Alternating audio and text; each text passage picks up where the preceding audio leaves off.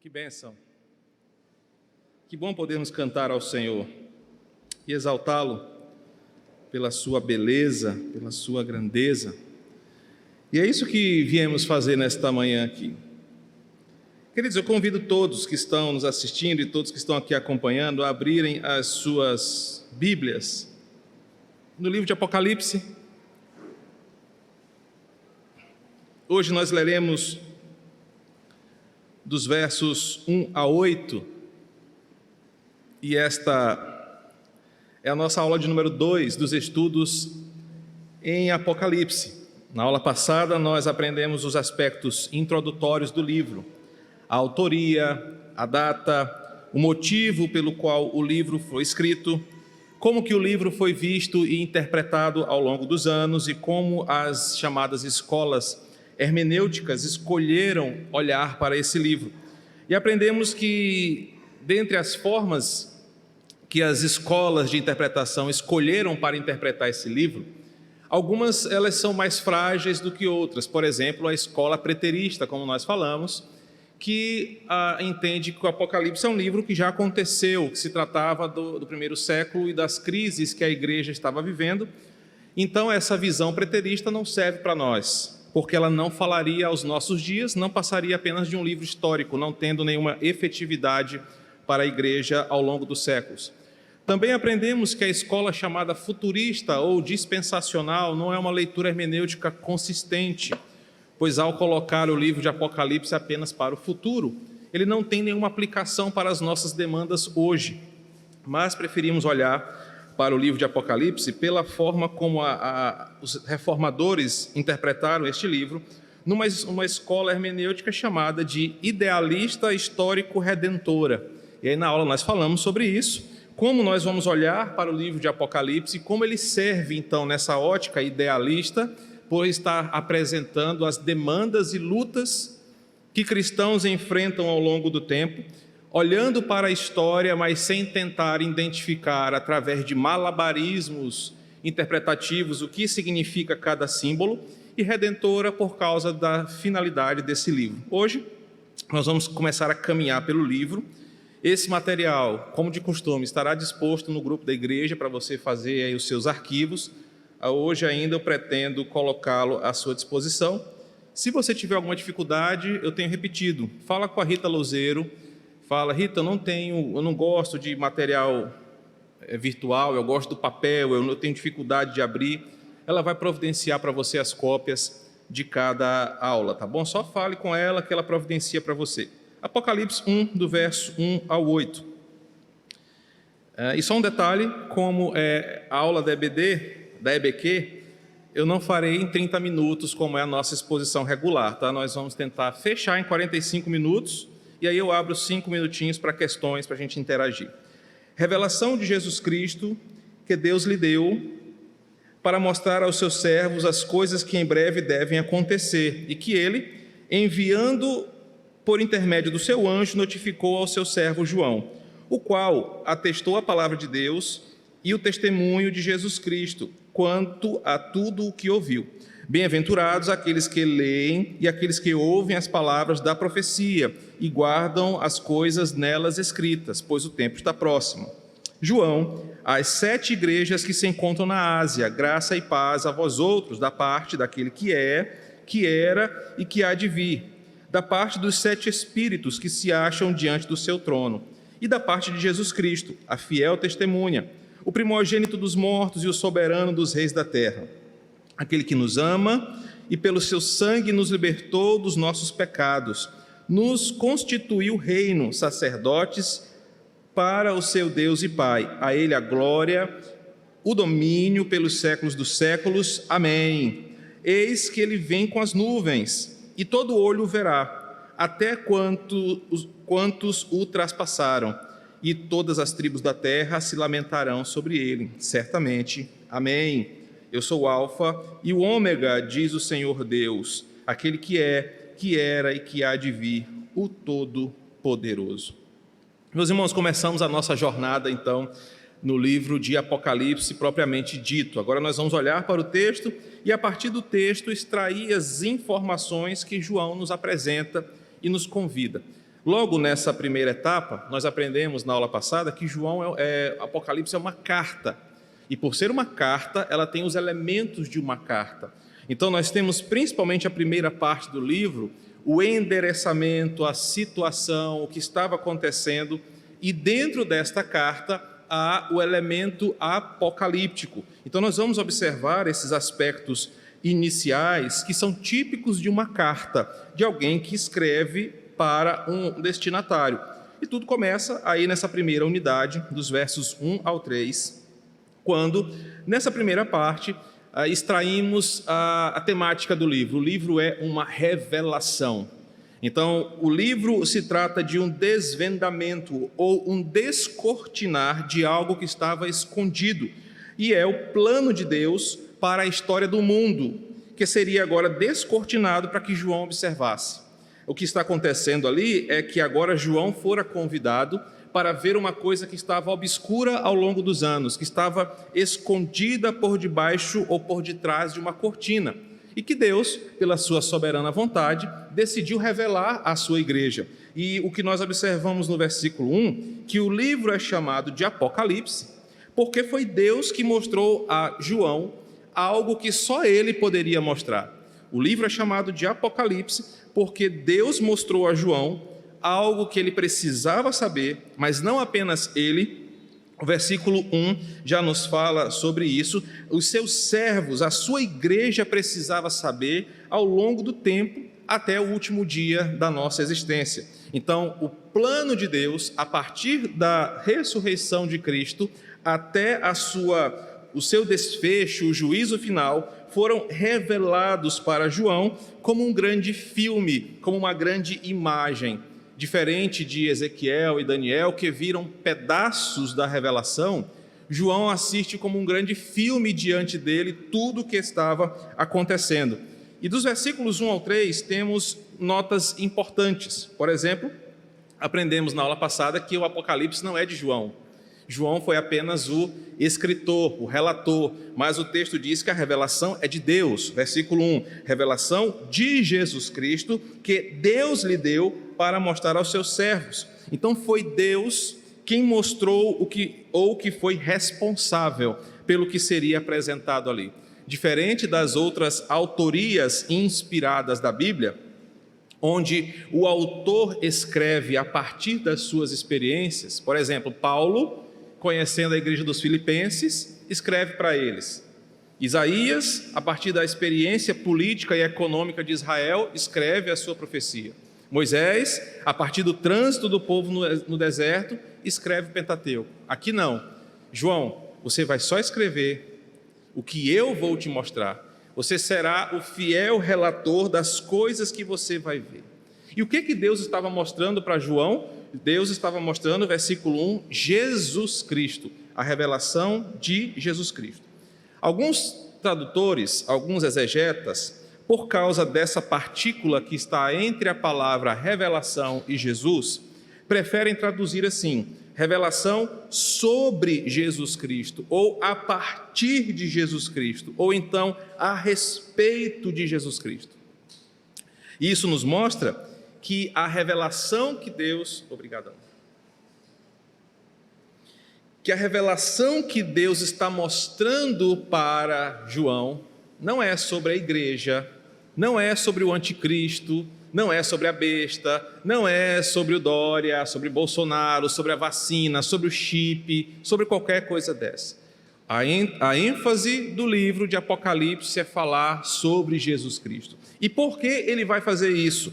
Porque Deus está mostrando para a sua igreja como Jesus consuma o plano redentivo originado lá no Éden. A revelação é sobre como Jesus fecha a história que começou lá no Éden. E eu sei que você viu isso na novela da Record, então você está antenado do que está acontecendo. E Jesus agora é revelado para ele, para João, uma história sobre ele, como no final de tudo ele será exaltado. Como no final de tudo ele é o vencedor, como no final de tudo ele, Jesus, triunfa sobre tudo, como ele falou que ia fazer, como a palavra falou sobre ele, como tudo apontou. Ou seja, qual é a ênfase de Apocalipse? É falar sobre Jesus. Agora pensemos o porquê isso era necessário. Nós estamos no final do primeiro século. O cristianismo está por um fio a acabar. Há perseguição política. O império está, a partir dos seus imperadores do século da quinta década, estão voltados a destruir o cristianismo. A carta de Pedro mostra que os cristãos tiveram que se dispersar, abandonar suas casas, abandonar os seus negócios. Eles eram refugiados com medo de morrerem e eles foram para terras distantes como imigrantes. Agora, não havia apenas a perseguição política, que já estava massacrando cristãos e acabando com igrejas. Havia também uma perseguição teológica. Uma heresia estava se entranhando no meio do cristianismo e estava maculando a sua pureza. Os nicolaítas, aos quais João mesmo escreve muito contra eles, os gnósticos, estão acabando com o cristianismo e com a seguinte mensagem: Jesus não vai voltar. O livro de Tessalonicenses nos mostra isso. Jesus não era Deus, Jesus não era sequer um homem. A igreja estava para acabar. Em alguns momentos da história, a igreja esteve por um fio para terminar, para extinguir-se o cristianismo do mundo. E esse momento era um deles. No cenário de descrença, de desesperança, de desilusão, Deus, em sua soberana e grandiosa sabedoria, fala o seguinte: João, o que eu vou te revelar vai trazer esperança para o povo. O que eu vou revelar a você é a comprovação vinda dos céus de que Jesus falou a verdade, de que a igreja vai prevalecer e de que eu tenho um plano para tudo isso. Então, Apocalipse é uma injeção de esperança para a igreja que estava vacilando na fé. É por isso que as outras visões, o dispensacionalismo ou a preterista, não servem para nós, porque essas duas visões não trazem esperança para o hoje, para o agora, para a perseguição que estamos vivendo. Então a revelação é sobre Jesus, que Deus mostra para João, para mostrar, ainda no versículo 1, para os seus servos. O Apocalipse não tinha como finalidade, o Apocalipse tinha como finalidade, ser apresentado aos servos de Cristo. Era para ser lido, ensinado, para que a igreja fosse abençoada sobre o conteúdo que está ali. O problema é que o Apocalipse se tornou um livro que crentes não gostam nem de ler. Meu Deus, vou ler Apocalipse, dá até medo. Ou então, gente, eu não leio Apocalipse porque eu não entendo nada. E esse não foi um problema de Deus. Deus deu o texto para que a igreja ouvisse, para que a igreja aprendesse e fosse abençoada pelo seu conteúdo. Olha o versículo 3.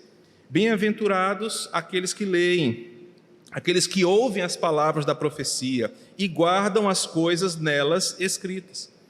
Ou seja, a intenção de Apocalipse era ser uma bênção para os crentes, mas tem crente que não lê Apocalipse porque tem medo. Por quê? Porque foi evangelizado pelos adventistas, que mostrava aquelas pinturas da besta, do dragão, os testemunhos de Jeová com as suas interpretações mirabolantes, ou até mesmo os dispensacionais, com a ideia de que o anticristo era Hitler, agora é o Trump, agora o Trump já caiu, já é o Biden, agora não é mais americano, já é o Bolsonaro. Essas coisas trazem medo. Mas o livro de Apocalipse foi dado para a igreja, para que a igreja fosse bem-aventurada, abençoada com as coisas que liam, com as coisas que ouviam, com as coisas que guardavam. E como é que nós fazemos isso?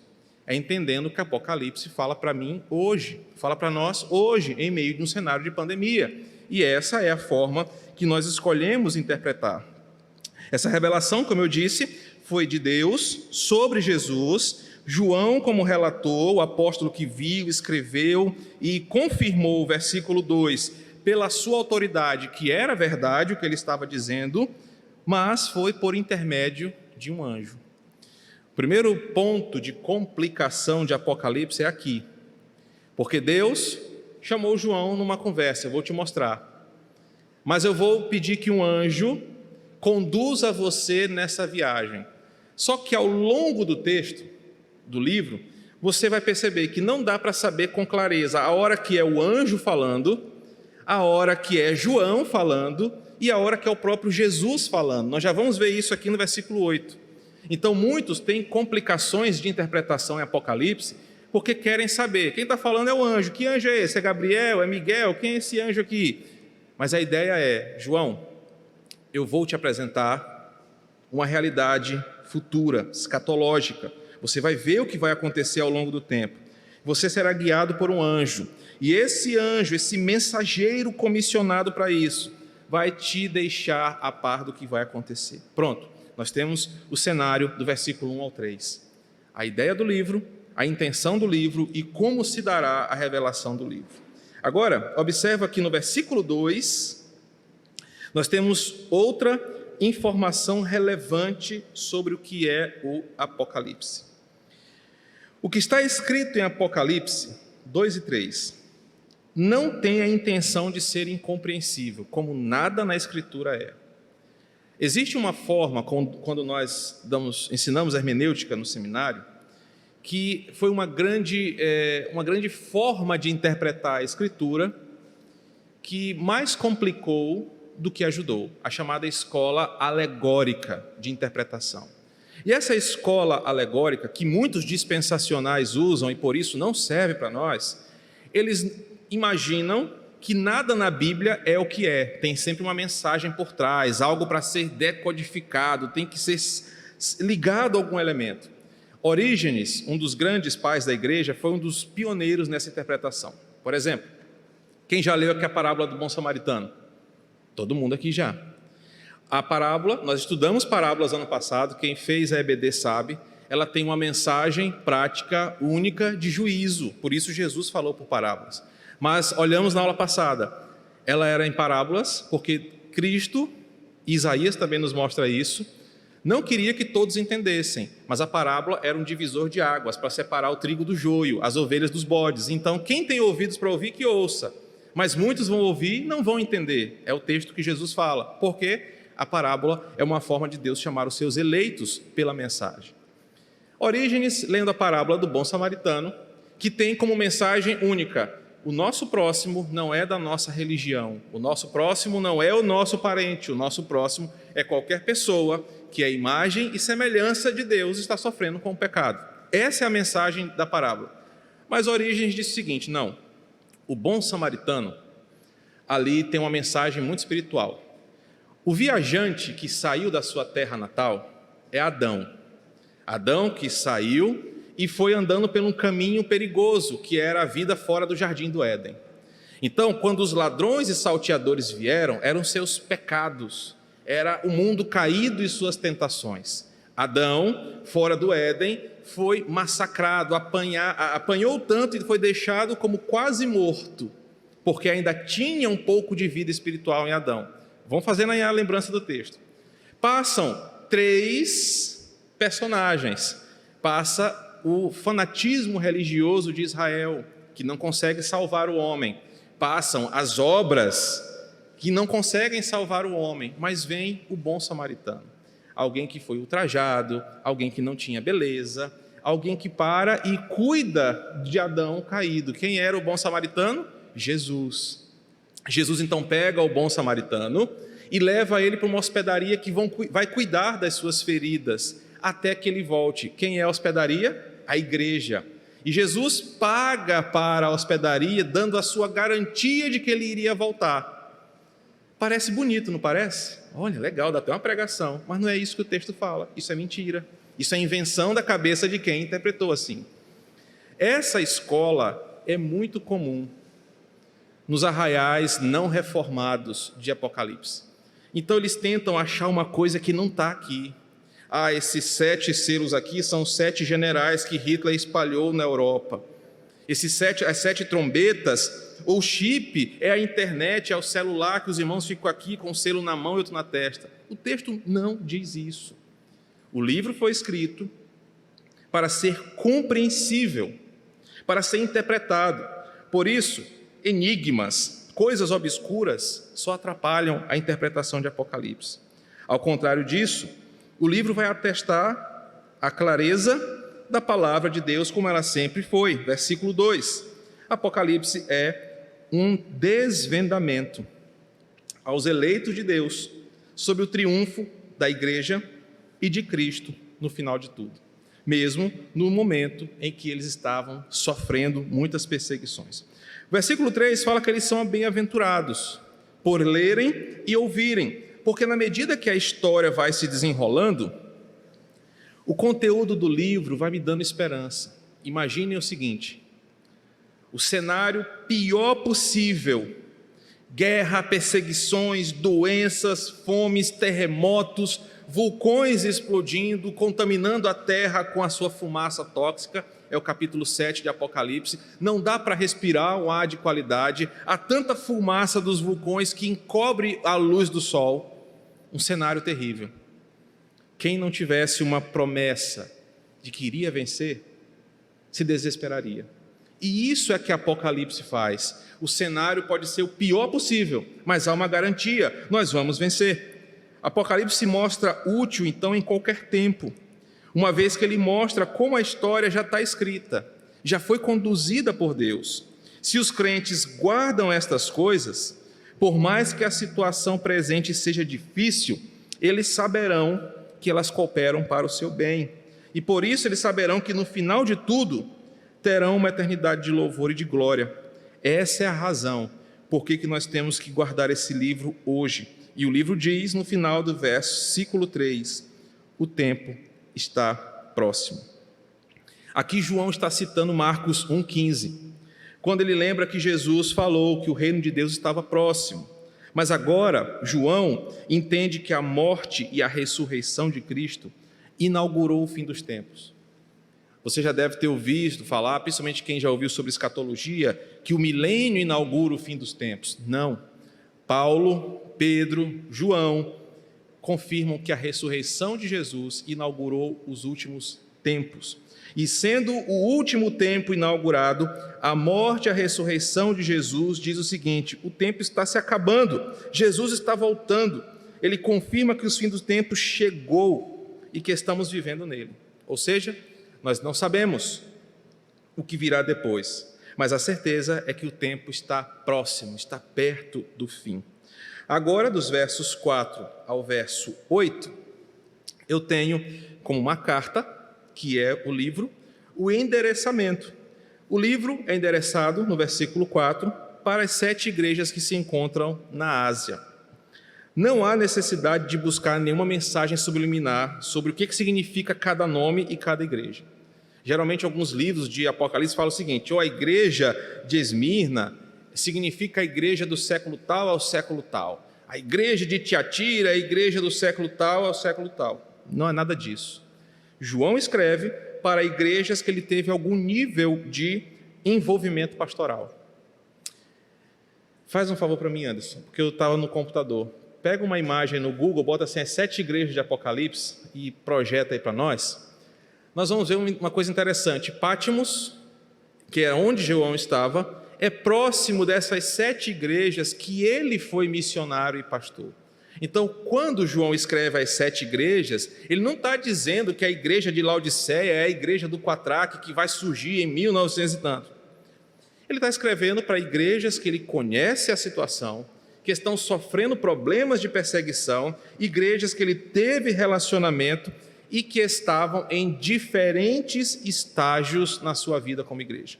Nós temos, por exemplo, igrejas como a igreja de Éfeso, que era uma igreja que havia passado por uma perseguição ferrenha e que estava agora, por isso que ele fala no versículo 3, que ela quase acabou, mas se manteve firme, se levantou e depois se desviou.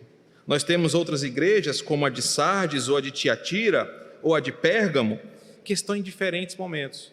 E João escreve para que aquela carta ensine alguma coisa para aqueles irmãos. Entretanto, um detalhe precisa ser dito. Deu certo aí, Anderson? Qualquer imagem que tem aí não vai dar certo. Como nós falamos na aula passada, não dá para entender Apocalipse sem entender o pano de fundo literário e intelectual de Apocalipse. Quem escreveu foi um judeu que se converteu ao cristianismo, escrevendo para judeus que haviam fugido das suas cidades. Ele estava com uma dificuldade de perseguição contra o Império Romano. Por ser um preso federal, tudo o que João produzia como pastoreio para aquelas igrejas passava pela peneira do império. Se houvesse alguma ameaça à figura de César, com certeza não seguiria adiante. Então, a primeira criptografia que nós temos aqui é o livro de Apocalipse. Só entenderia o seu conteúdo quem de fato fosse judeu. Um romano, um bárbaro, um latino que pegasse ali o texto e lesse, não ia entender o que estava sendo falado. Então ia deixar seguir adiante pensando, isso é coisa dos judeus aí, deve ser alguma coisa deles, não tem nada a ver com o império. Por isso que você vai encontrar chamados hebraísmos, ou elementos da cultura judaica. E aí o versículo 4, deu certo? Vai dar, né? O versículo 4 fala sobre 7 igrejas. A escolha do número 7 não é acidental. 7, na cultura bíblica do Antigo Testamento e do judaísmo, significa completude, significa plenitude, totalidade. Por exemplo, 7 dias da criação. Nós não temos identificações bíblicas para dizer que Deus criou em 7 dias literais, ou são 7 momentos da criação, ou são 7 estágios da criação. A ideia dos 7 dias ali é plenitude, totalidade. Outro exemplo, os 7 Espíritos de Deus, de Isaías. Não é que Deus tem 7 Espíritos Santos, mas é um Espírito pleno, porque é o próprio Deus. Os 7 dias da duração das festas judaicas. As 7 voltas ao redor das muralhas de Jericó. Os 7 dias de purificação dos pecadores e impuros para entrarem no templo. Os 7, o número 7, no Antigo Testamento, na cultura judaica, representa totalidade. Quando João escreve as 7 igrejas, são 7 igrejas que existem ali, mas o número 7, por isso que ele não escreveu, não foi nem para 5, nem para 2, nem para 10, ele escreveu para 7, porque as 7 igrejas ali representam todas as igrejas em todos os tempos e em todos os estágios. As 7 igrejas representam a igreja de Cristo na sua ressurreição até o fim dos tempos. João começa, versículo 4, depois de endereçar a igreja, com a graça e a paz. Exatamente o que a igreja precisa naquele momento. Em meio à guerra, eu preciso sentir a graça de Deus que vai me dar força para caminhar. Eu preciso sentir a graça de Deus que me conduz em meio à tribulação. E eu preciso ter paz para aliviar a minha alma. Então, se você perceber aí, perfeito, Anderson. A Patmos é aquela ilha de canto e as igrejas estão todas próximas. Perfeito, Anderson, obrigado. Todas próximas de onde ele estava. Não há nenhuma matemática obscura, você não tem que ler a Bíblia de cabeça para baixo, olhar contra a luz ou na lua cheia, ver se aparece alguma mensagem, nada disso. João escreve para igrejas que estão perto da onde ele estava. Por quê? Porque se ele fosse escrever lá para Jerusalém, essa carta não ia chegar. Se ele fosse escrever para a igreja de Antioquia, essa carta não ia chegar. Ele escreve para igrejas perto da onde ele está. Então ele oferece graça e paz, oferecendo o que aquela igreja precisava, em meio à tribulação, paz e graça da parte de Deus. Como ele está endereçando, ele diz que agora Pai, Filho e Espírito estão presentes ali. E nós vamos identificar cada um deles. Versículo 4. Da parte daquele que é, que era e que há de vir. João aproxima o Pai daquela igreja. O Pai é aquele que é. Por quê? Observa que não está na ordem, né? Se fosse na lógica, que era, que é e que há de vir. Mas João faz o seguinte, ele é, ele era e ele há de vir. Por quê? Porque o que João quer mostrar ali é o seguinte, Deus ele é o grande eu sou, de Êxodo 3:14. Ele não tem tempo, por isso ele é. E ele está presente aqui com vocês agora nessa luta, assim como teve no passado com Israel e como será lá na frente com a sua igreja. Essa expressão, que é, que era e que há de vir, não descreve simplesmente Deus como início, meio e fim. mas diz o seguinte: Deus está presente com a sua igreja sempre, e por isso essa expressão me traz confiança. Deus está aqui no momento de pandemia, Deus está aqui quando o momento é de bonança, Deus está aqui da mesma forma como esteve com Israel no deserto, Deus está aqui como sempre estará com a sua igreja. Versículos 4 ainda fala sobre os 7 Espíritos de Deus. A referência não é que Deus tem 7 Espíritos, mas mostra que o Espírito Santo como um todo, como pleno, está com a igreja, conduzindo os crentes até o fim.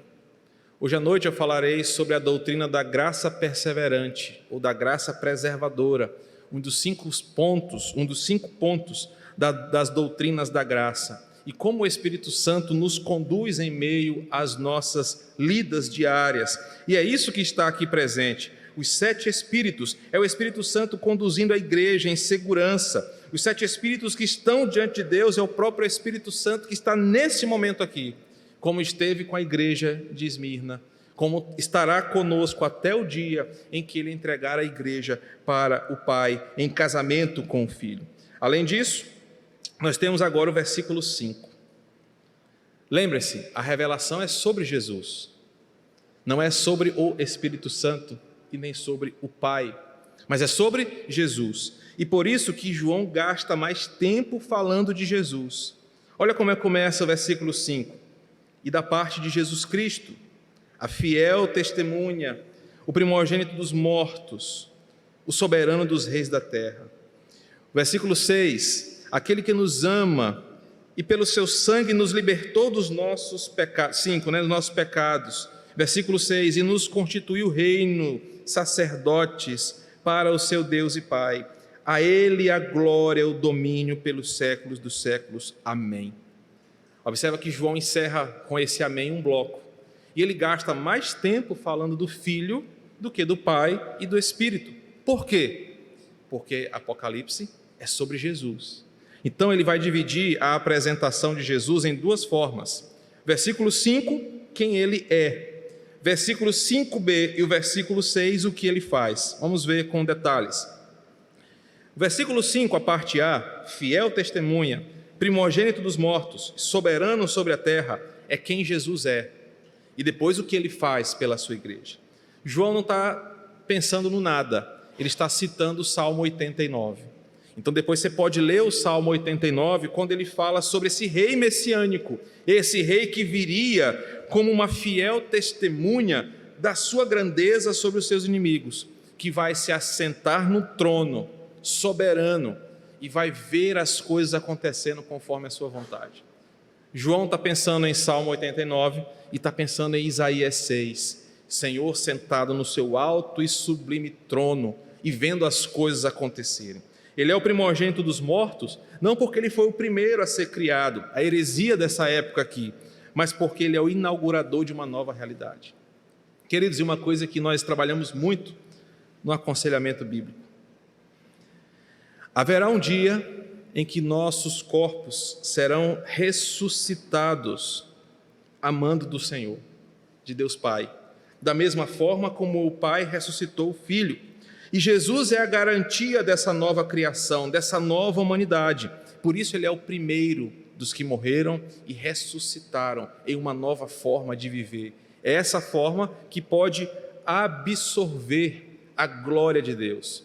Essa forma que pode absorver a presença de Deus sem morrer. Jesus inaugura essa nova etapa, por isso ele é o primogênito dos mortos. Mas não apenas isso. Ele é o soberano dos reis, pois é sobre ele que os salmos falam. Veja o Salmo 24, a beleza deste salmo, quem é o Rei da Glória. Você vai perceber que os salmos falam que impérios, poderes, todos se dobrarão diante dele. Filipenses fala que todo joelho se dobrará, toda língua confessará. Há textos que falam sobre a grandeza de Jesus. Inúmeras passagens mostram que ele é o Rei sobre todos. Por isso é que agora essa atitude de quem ele é, essa manifestação de quem ele é, fiel testemunha, primogênito dos mortos, soberano sobre a terra, vai ser justificada na parte seguinte. Esse Rei grandioso nos ama. Um amor sacrificial, um amor que não apenas nos salvou, derramando o seu sangue, mas nos libertou das prisões que nós insistimos em estar. João fala que o amor de Jesus não apenas nos salva, porque se Jesus apenas nos salvasse, não seria completa a sua ação. Mas ao nos tirar do domínio do inimigo, ele nos salva, nos liberta e nos conduz a uma nova realidade. E é isso que ele fala. Esse amor de Jesus nos libertou das prisões, da maldição do pecado, do poder do pecado, da condenação eterna do pecado e nos transformou em outra coisa. Em que ele nos transformou? Versículo 6. Reino, sacerdotes para o Deus e Pai. Eu quero que você observe que após nos libertar com o seu sangue e pelo seu amor, essa atitude nos fez viver como reis, como Adão vivia, e a cumprir o papel que Israel não conseguiu cumprir. Israel falhou no seu papel de sacerdotes, eles envergonharam a lei ao invés de honrarem a lei. João aqui diz o seguinte, ele está olhando para Êxodo 19:6 e falando, onde Israel errou, a igreja, pelo poder de Cristo, consegue viver. Há uma conexão aqui entre Israel e a igreja, mostrando que a igreja é a continuidade do povo da aliança, porque é o mesmo povo do pacto. Essa é a realização do plano de Deus, não é salvar Israel e a igreja, como dizem os dispensacionalistas. Deus tem um plano A para Israel e um plano B para a igreja. Isso nunca existiu. Deus teve apenas um plano, o povo da aliança, o seu povo, aquele que ele salvou desde o começo até o fim. Essas afirmações, irmãos, não podem terminar de outro jeito. Após apresentar Jesus, quem ele é, o que ele fez, a presença do Pai, a presença do Espírito, no meio daquela situação, daquelas igrejas, João termina o seguinte: a ele, pois, a glória e o domínio pelos séculos dos séculos. Amém. Após apresentar tudo isso, João diz, olha, não tem outra forma de encerrar a apresentação. Esse Cristo que fez tudo isso, merece todo o louvor e toda a glória. E aí o texto termina, versículos 7 e 8, com dois blocos diferentes. Cada amém aí encerra uma etapa. Então, do verso 1 ao verso 6, introdução e destinatários. Versículo 7, uma unidade separada com uma mensagem de esperança. O primeiro anúncio da segunda vinda de Cristo. João fala bem resumidamente aqui, ele vem com as nuvens, todo olho verá, até quantos os traspassaram, e todas as tribos da terra se lamentarão sobre ele, certamente. Amém. Essa mensagem aqui resumida é como se fosse o trailer ou a sinopse. Quando você abre lá o Netflix, você quer saber se um filme é bom, você vê o trailer, um pedaço do filme e uma informaçãozinha. Olha, o filme trata sobre isso, isso, aquilo, outro. E João está fazendo a mesma coisa aqui. A Netflix copiou dele. Ele dá uma introdução. Olha, esse filme aqui vai falar sobre isso. Aí você lê, eita, o negócio aqui vai ser bom. Olha, vai falar sobre um cara que vem sobre as nuvens, todo mundo vai ver, mas como é que é isso mesmo, hein? Eu vou assistir aqui, aí você dá o play. É o primeiro anúncio, a primeira mensagem. E João começa com uma certeza. Ele já começa com o pé na porta mesmo. Ele vem. Por mais que os hereges digam que não, por mais que os descrentes digam que não, por mais que muitos não acreditem, ele vem. E ele fala isso dizendo o seguinte: ele não só vem, mas ele vem de uma forma majestosa. Ele vem com as nuvens. Coloca aí para você ler depois, Daniel 7, 13 e 14. Até podia projetar, Anderson, enquanto eu bebo água.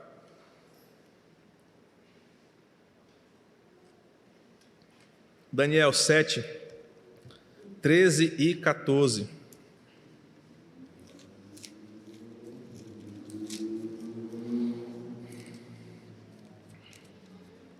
Eu estava olhando nas minhas visões da noite, E eis que vinha com as nuvens do céu, um como o Filho do Homem, e dirigiu-se ao ancião de dias e o fizeram chegar até ele. Foi-lhe dado domínio e glória e reino, para que os povos, nações e homens de todas as línguas o servissem. O seu domínio é domínio eterno, que não passará, o seu reino jamais será destruído. Olha como João está vendo a mesma coisa que Daniel viu. Olha como João está tendo a mesma visão que Daniel viu lá atrás, só que agora ele está falando de Jesus. Ele vem de forma majestosa, ele vem de uma forma gloriosa. Não é uma volta secreta, como algumas correntes chamadas de pré-milenismo diz. Jesus vem caladinho, não faz barulho, bora. Aí ele pega a igreja calado, bora. Ninguém faz barulho, sai todo mundo pianinho. Aí o pau canta aqui de tribulação, depois ele volta, não, vou pegar os que se converteram de novo, silêncio. Isso não existe. O texto fala, ele vem, e ele vem de uma vez só, e na hora que ele vier, todo olho vai ver, será uma volta gloriosa, universal. Não tem esse negócio de voltar secreto, e volta na metade, e chama, e depois volta de novo. Isso não existe. Ele vem de uma vez, quando ele vier, todo olho verá. Versículo 7. Até mesmo quem não crê nele. Todo olho verá significa as nações, pastores, reis, poderes, líderes, políticos, pobres, ricos, todo mundo vai ver. Como vai ser? João vai contar depois. Mas ele vem, uma forma gloriosa, de uma vez só. Quando ele vier, nós saberemos que ele veio. Paulo fala isso em Tessalonicenses, vai tocar a trombeta, vai ter o cortejo do céu. Ele veio. Quem está esperando vai dizer, oba, glória a Deus. Mas quem não crê, olha o que ele diz, e todas as tribos da terra se lamentarão sobre ele. João está dizendo o seguinte, até os que não creem, a expressão os traspassaram, e todos os que não creem, os inimigos, os incrédulos, esses verão esse dia, que quanto para nós será um dia de louvor, para eles será de desespero e de lamento. João está citando Zacarias 12:10, sobre como o ímpio será desesperado, estará desesperado no dia do Senhor. Como que será um dia de trevas, como será um dia de choro para quem não for eleito. Será o pior dia desta existência, a volta de Jesus para quem não é crente. Eles vão se lamentar, eles vão se desesperar, mas para nós não. Nós vamos estar de boa, na lagoa, com Jesus. E aí essa expressão final mostra o seguinte, quando ele vier, ninguém vai ficar com dúvida. Aquele filme Deixados para Trás, aquilo ali não existe, aquilo ali é fantasia de Hollywood. Quando Cristo voltar é uma vez só e todo mundo vai ver e falar, é hoje que chicote vai estar lá no lombo de flamenguista. O versículo 8, então, termina com outro bloco. Eu sou o Alfa e o Ômega, diz o Senhor Deus, aquele que é, que era e que há de vir, o Todo-Poderoso. De cara você percebe uma identificação aqui. João repete no versículo 8 o que ele falou sobre o Pai no versículo 4. Cristo é o Alfa e o Ômega, ele é o que é e o que era e o que há de vir. No versículo 4, o Pai é aquele que é, que era e que há de vir. Isso por quê? Porque João, sabe que Jesus e o Pai são um. Ele mesmo escreveu isso em João 10:30, eu e o Pai somos um. Então, quando João escreve esse final falando sobre Jesus, João parece que ouviu da boca de Cristo, não mais do anjo. Ouviu do próprio Cristo. João, eu sou o Alfa e o Ômega. A primeira e a última letra do alfabeto grego. A ideia aqui é uma ideia literária. Tudo que pode ser escrito, tudo que pode existir, está entre a primeira e a última letra do alfabeto. É uma aplicação muito simples. Tudo que você quiser expressar e pensar, você vai usar linguagem. E para usar linguagem, você tem que ter os elementos da linguagem, as sílabas, as letras.